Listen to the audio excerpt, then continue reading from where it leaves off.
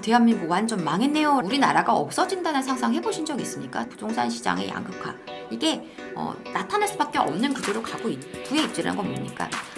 희소한 가치를 갖고 있어서 희소성이죠.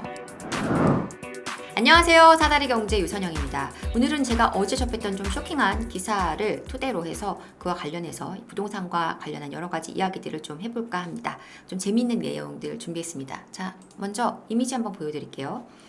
한 플랜카드들이 여러 개 지금 붙어 있는데요. 사랑스러운 아기 천사 탄생을 진심으로 축하드립니다. 사랑스러운 둘째 아들 탄생을 축하드립니다. 둘째 아들 탄생을 축하드립니다. 무럭무럭 튼튼하게 자라만 주렴. 우리 모두 널 지켜줄게. 도대체 이 아기가 어떤 아기이길래 이렇게 많은 사람들의 축복을 받고 있나? 그 플랜카드를 붙여놓은 그 주체들을 보면요. 이원면 지역발전협의회, 내삼리 주민일동, 이원초등학교 학부모 교직원 일동, 주민자치회 일동. 아니, 어떤 아기길래 학교, 초등학교 학부모와 교직원들까지도 이렇게 아기의 탄생을 축하하는 걸까요? 자, 이 아기는요. 한 인구 소멸 지역으로 꼽히는 충남 태안군의 한 마을에서 태어났습니다. 그의 아기의 축하 현수막이 걸린 것인데요. 자, 2020년에 귀촌한 한 부부가 2021년도에 출산을 하고 둘째 아이를 출산을 한 것입니다. 그런데 놀라운 것은 이 2020년부터 현재까지 단 2명의 아이가 이 마을에서 탄생을 했고요. 그 아이 모두 이들 부부의 아이들이었다라는 거죠. 2년 만에 울린 응애. 그 2년 전에 울린 응애도 바로 이 귀촌한 부부의 아기였다는 것이고, 그렇다면 이 부부가 귀촌하지 않았다면 이 마을에는 3년 동안 단 한 명의 아기도 태어나지 않는 게 되는 것입니다. 제가 오늘 드리고 싶은 얘기는 이 인구 소멸, 인구 감소에 대한 이야기이고요. 그에 따른 부동산 시장의 변화를 한번 얘기를 드려보고 싶은 겁니다. 여러분들도 아마 상당히 많은 분들이 이 기사를 보셨을 거예요. 여성과 노동, 계급 문제 등에 헌신한 세계적인 석학이신 조앤 윌리엄스 교수가 우리나라의 출산율을 듣고서 와, 대한민국 완전 망했네요 라고 얘기를 한 겁니다. 그 정도로 낮은 수치의 출산율을 본 적이 없어요. 들어본 적도 없어요 라고 얘기를 하는 거죠. 너무 낮다라는 것이죠. 충격을 받은 거죠. 자, 우리나라의 출산율 지금 얼마인가요? 현재 우리나라 2022년을 기준으로 했을 때 추정치지만 0.78명, 그러니까 가임 여성 1명당 아기를 낳을 수 있는 여성 1명당 지금 출산율이 0.78명, 한 명이 한 아이를 낳지 않는다라는 얘기입니다. 여러분들도 주변에 보시면 아기를 갖지 않고 있는, 결혼도 하지 않고 있는 여성분들, 그리고 결혼을 했지만 아이를 낳지 않은 여성분들을 꽤 많이 보실 거예요. 그러다 보니까 지금 한 명이 아이 하나를 낳지 않습니다. 자, 그런데 이게 그렇게 큰 문제인지 잘 모르시는 분도 있는데요. 그냥 단순하게 수학적으로 생각을 해봐도요. 자, 0.78명을 한 명씩 아이를 낳았다고 치자고요. 그러면 이 아이가요. 그대로 다시 0.78명이 되는 게 아니죠. 남과 여로 분리가 되잖아요. 그죠? 그럼 여자아이만 커서 아이를 낳을 수 있는 가임 여성이 되는 것이고, 그럼 여기서 다시 또 이게 또 나눠지겠죠. 그래서 거기서 또 나눠지고 또 나눠지는 겁니다. 그러니까 원래 구조적으로 인구가 많은 아이를 낳지 않으면 줄 수밖에 없는데, 그런데 거기서 지금 한 명도 제대로 낳지 않고 있다 보니까 이게 심각한 수준으로 갈 수밖에 없고, 우리나라에서도 유명한 그 인구학자께서 지금 우리나라의 인구가 감소하는 것은 이미 오래전부터 정해져 있어서 그 길로 그냥 가고 있는 것이다. 이렇게 그냥 될 거 예상이 아니라는 거예요. 그렇게 된다라는 겁니다. 그래서 아주 매우 심각한 상황입니다. 아이를 막 엄청나게 많이 낳는다든가 어떤 그러한 변화들이 생기지 않는 한 굉장히 어려운 상황이 되는 것이죠. 지금 한국의 그 합계 출산율은요, OECD 국가 중에서 유일하게 0%대에 있습니다. 다른 나라들은요, 모두 그래도 한 명 이상, 최소한 한 명 이상. 가장 적은 OECD 국가 중에서 우리나라를 제외하고 가장 적은 출산율이 이탈리아, 그리스, 그리고 일본인데요. 모두 그래도 한 1.23명 이상의 아이들을 출산을 하고 있습니다. 우리나라처럼 적은 출산율이 나온 나라가 없다라는 거예요. 매우 심각한 상황이다라는 거죠. 그래서 지금 이러한 닉네임이 붙었네요. 1호 인구 소멸 국가가 될 대한민국입니다. 그래서 우리나라가 가장 빠르게 인구 소멸을 겪게 될 나라라고 지금 보고 있고요. 2750년이면 국가가 소멸한다. 여러분들 인구가 줄다 우리나라가 없어진다는 상상 해보신 적 있습니까? 저는 매우 심각하게 느꼈고요. 한 200년, 500년 뒤에 우리나라의 역사, 나의 자손들의 역사가 없어진다라고 생각하면 너무 끔찍하다라는 생각이 들어요. 굉장히 심각한 상황입니다. 근데 어쨌든 우리는 현실에 살고 있다 보니까 몇백 년 뒤에, 몇천 년 뒤에 일까지는 알 수 없고 그 사이에 여러 변수들이 일어날 수도 있겠죠. 하지만 우리는 현재를 살고 있기 때문에 가까운 미래만 보더라도요. 지금 2039년이면요. 가구 수가 감소합니다. 가구 수. 현재까지는요. 인구는 이미 감소 중이에요. 그런데 이 가구 수는요. 증가하고 있습니다. 1, 2인 가구 수가 늘고 있기 때문에 이걸로 인해서 가구 수가 증가하고 있는데 2039년 앞으로 채 20년도 안 남은 한 15년 좀 남짓 지나면은 이제 이 가구 수조차도 감소하게 된다라는 거예요. 집들이 더 이상 많이 필요하지 않는 환경으로 가게 된다라는 거죠. 거기다가 2050년이면 이 1인 가구 수가 전체 이 가구 수의 40%를 거의 차지하게 된다라는 것입니다.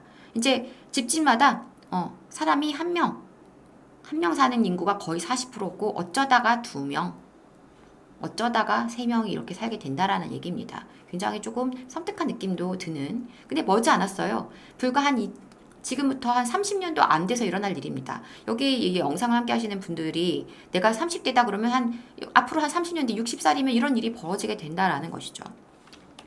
조금은 섬뜩한 느낌이 들죠. 자, 지방 도시들의 소멸에 대해서 얘기하면 또 서운해하시는 분들도 있는데요. 어쩔 수가 없습니다. 우리는 정확하게 봐야 되기 때문이죠. 그래서 지금 보시면 이게 이제 그 지방 위기론에 관련한 리포트에서 제가 발췌를 해온 것인데요.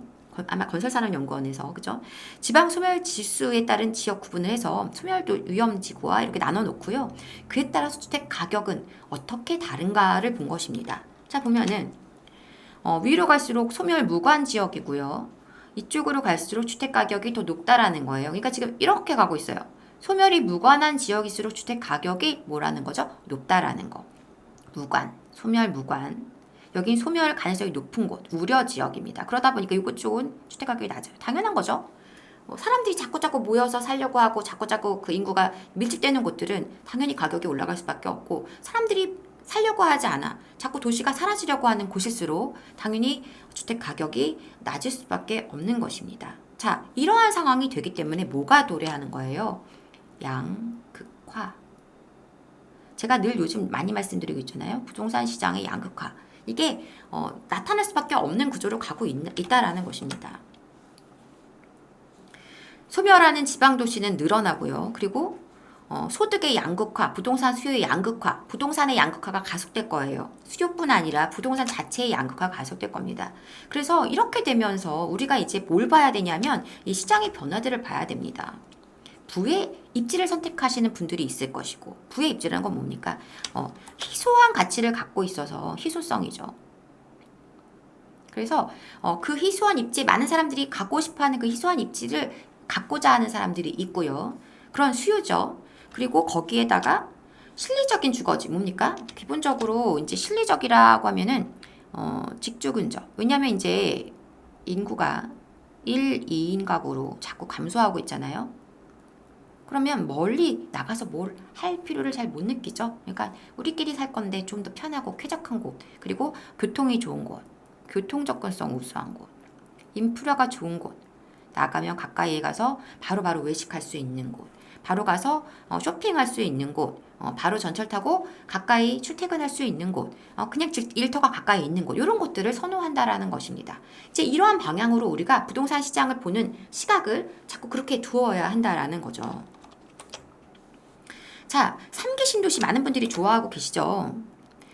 이게 만약에 이 시점이 아니었고 한 10년 전, 20년 전이었다면 3기 신도시 매력이 있어요. 왜냐하면은 일단은 여러분들이 좋아하시는 신축이고요.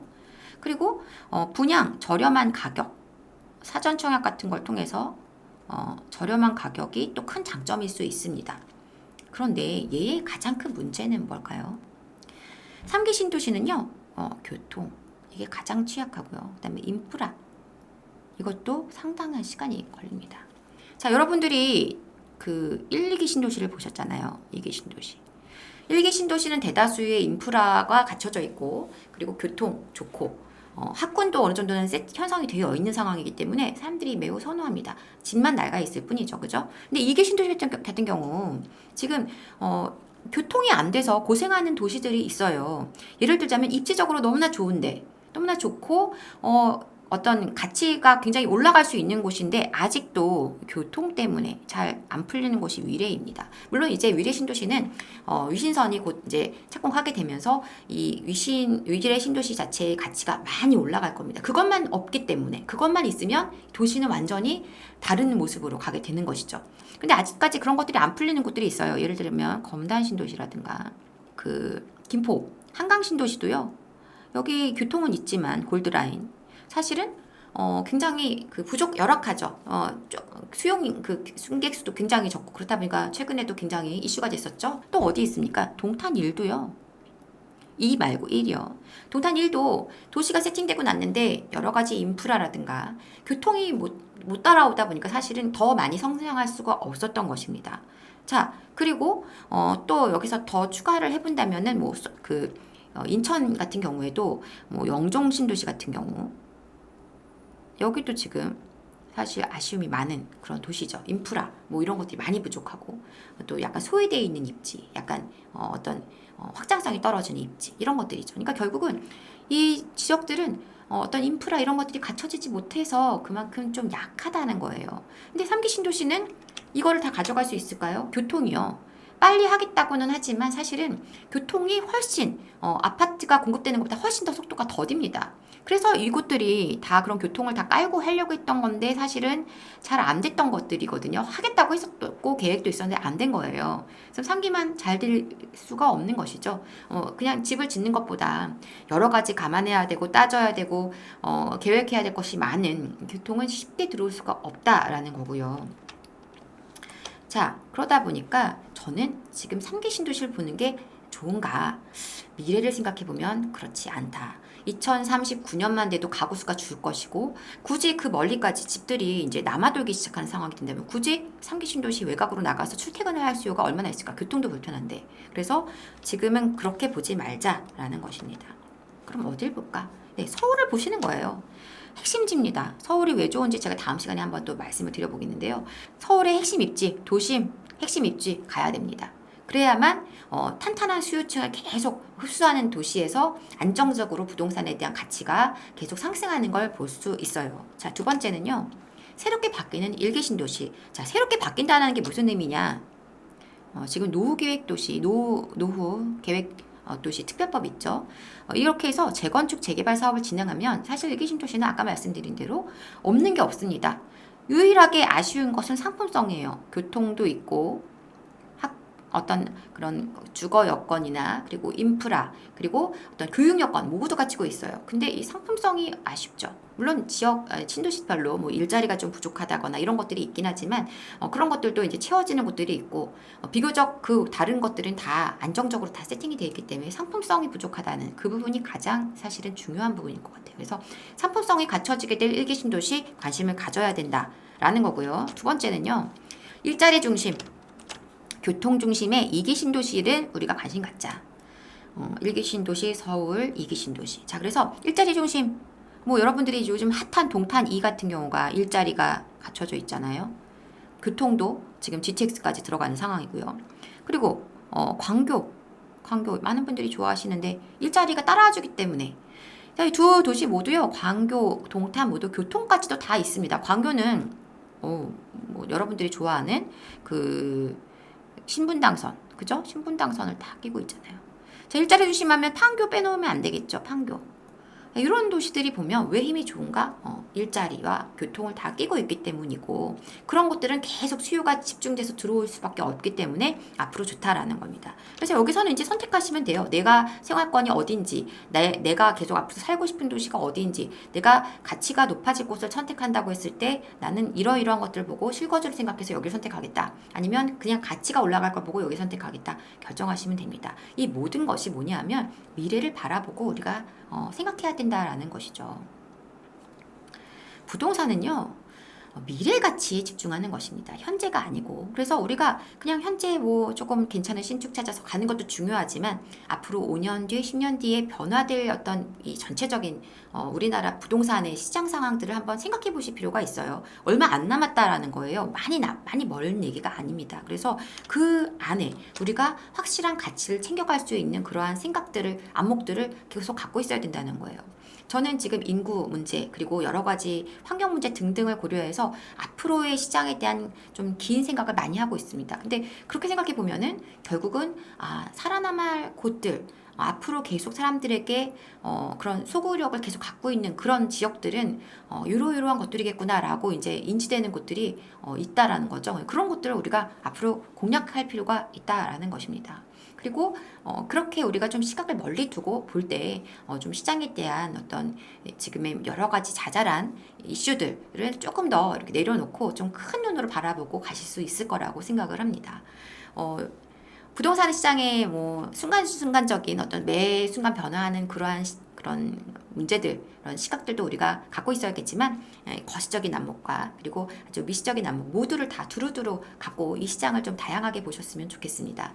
어제 올려드린 영상을 가지고 또 어떤 이야기를 하시는 분들도 댓글에 있던데요. 사실 우리가 다양한 시각을 두루 다 갖추고 가야만 전체적으로 크게 이 어떤 방향을 잡고 움직일 수가 있고 또 그 안에서 내가 어떤 리스크들에 대한 준비가 있어야만 정말 이 상승하는 이 시장에서 내가 안정적으로 상승장에서 딱 안착할 수가 있습니다. 그렇기 때문에 두루두루 고려해야 돼요. 리스크도 챙겨야 되고 그리고 또 앞으로 미래에도 바라볼 수 있어야 되고 그런 사이 틈새 시장도 좀 볼 수 있어야 되고 그런 모든 것들을 좀 두루두루 해내야 된다라는 거죠. 그래서 직접 하기 어려우시겠죠? 그래서 제가 열심히 옆에서 이렇게 여러분들께 그런 조금의 조력자 역할을 할 수 있도록 앞으로도 그런 역할을 계속할 수 있도록 노력하겠습니다. 자, 오늘은요 이렇게 해서 인구 소멸, 지방 소멸 그리고 그에 따른 부동산의 어떤 변화들에 따른 우리의 방향 이렇게 한번 이야기 나눠봤습니다. 다음 시간에 또 좋은 내용으로 다시 찾아오겠습니다. 지금까지 사다리 경제 유선영이었습니다. 감사합니다.